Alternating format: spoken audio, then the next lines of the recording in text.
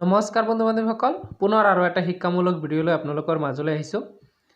শ্ৰেষ্ঠ আৰু যোগ্যতাৰ ভিত্তিত পুনৰ হ'ব স্থায়ী প্ৰধান শিক্ষকৰ পদৰ নিৰ্বাচন।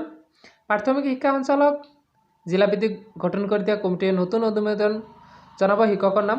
জ্যেষ্ঠ আৰু যোগ্যতাৰ ভিত্তিত পুনৰ হ'ব স্থায়ী পদৰ প্ৰধান শিক্ষকৰ পদ পূৰণ। যে ৰাজ্যৰ নিম্ন আৰু উচ্চ প্ৰাথমিক বিদ্যালয়সমূহত খালী হৈ থকা প্ৰধান শিক্ষকৰ পদসমূহ জ্যেষ্ঠতা আৰু যোগ্যতাৰ ভিত্তিত পূৰণ কৰা হ'ব। এই সন্দৰ্ভত এখন শিক্ষা বিভাগৰ ফালৰ পৰা গুৰুত্বপূৰ্ণ জাননী প্ৰকাশ পাইছে।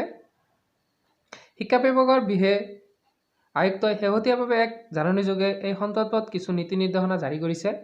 লগতে পদোন্নতিৰ জৰিয়তে প্ৰধান শিক্ষকৰ পদ পূৰণ কৰা হ'ব।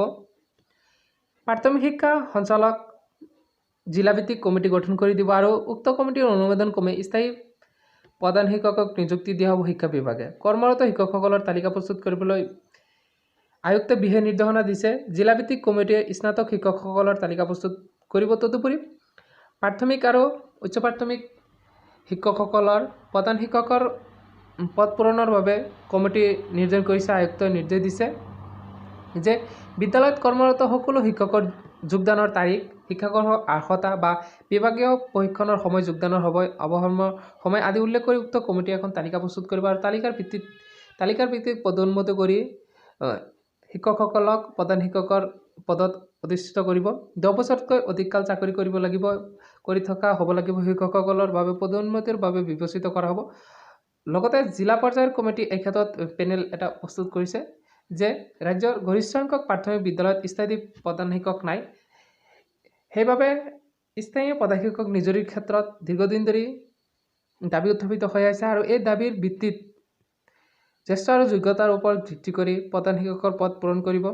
তদুপৰি স্নাতক শিক্ষকসকলৰ পূৰ্বৰ গ্ৰেড পে ঘূৰাই দিবলৈকো অসম ৰাজ্যিক শিক্ষক সন্মিলনীকে ধৰি বিভিন্ন শিক্ষক সংগঠনৰ দাবী জনাইছিল। এই ক্ষেত্ৰত শিক্ষা বিভাগৰ তৎপৰতাই তাৎপৰ্য বহন কৰিছে। প্ৰাপ্য আদায়ৰ ক্ষেত্ৰত চৰকাৰৰ 22 মাৰ্চলৈকে সময়সীমা বান্ধি দিছে। লগতে অসম প্ৰাথমিক টেট উত্তীৰ্ণ শিক্ষক সমাজে যে যিসকল কৰ্মৰত শিক্ষক আছিল 10 বছৰতকৈ অধিক কাল চাকৰি কৰা শিক্ষকসকলৰ এই পদোন্নতি কৰা হ'ব বা পদোন্নতিৰ বাবে বিবেচিত হ'ব। তেওঁলোকৰ যোগদানৰ সময়, অৱসৰ, প্ৰশিক্ষণৰ সময়, বিভাগীয় বা শিক্ষাগত আৰ্হতাৰ ওপৰত ভিত্তি কৰি তেওঁলোকক পদোন্নতি কৰা হ'ব। যে যিসকল বিদ্যালয়ত প্ৰধান শিক্ষকৰ কৰ্মৰত আছিল ইনচাৰ্জত, এতিয়া তেওঁলোকক প্ৰধান শিক্ষক হিচাপে শিক্ষা বিভাগৰ ফালৰ পৰা দিয়া হ'ব বা পদোন্নতিৰ বাবে বিবেচিত হ'ব। এইটো গুৰুত্বপূৰ্ণ ভিডিঅ' আপোনালোকৰ লগত শ্বেয়াৰ কৰিলোঁ। যদি ভিডিঅ'টো ভাল পায় নিশ্চয় এটা লাইক কৰিব।